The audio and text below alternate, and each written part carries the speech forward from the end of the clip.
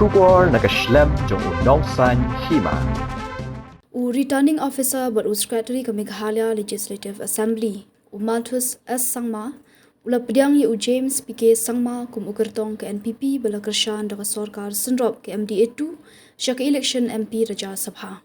Ya gejing pet bunya ya kikot kisla thap Kyrtong James Sangma lependong Meghalaya Assembly Secretariat bala lap babaro kikot kisla kilong renti bala Pdiang yaki. James PK Sangma ulalit bantap Kyrtong yalade kum Kyrtong hakani ke election hak pladrik jeliu kata hanin ke sengi ningkong.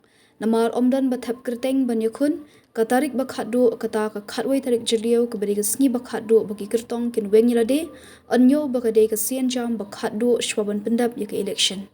Lakban kedau ki sengsan perthai badon hapo ke sorkar senrop ke MDA2 daga jinya sengut ho jingmut lang kira rai ban kershan lang ya Kyrtong ke NPP James Sangma banyakun ya kini ke election MP Rajya Sabha na Meghalaya.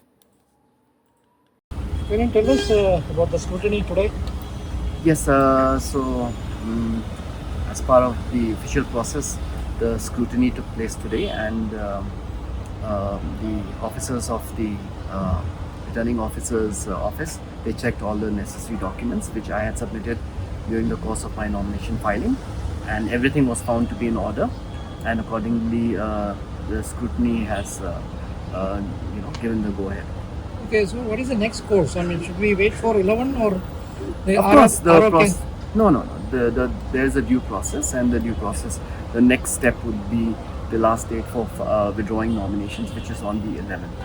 Yes. So following that, on the same day, the RO will declare. No, that is of course not something for me to comment on. That is the prerogative of the returning officer. So of course, no plan to withdraw the candidature since all supported by all the parties. No, not at all. Barok ki breu ki khmi ya kalawai babha ki wat ya kajaka bansan kajaka ban kiyo shaprang. MIT University Meghalaya man kasni kalong ke jing stang bathuma ki jing ikai bapura katkom kajok kabamta.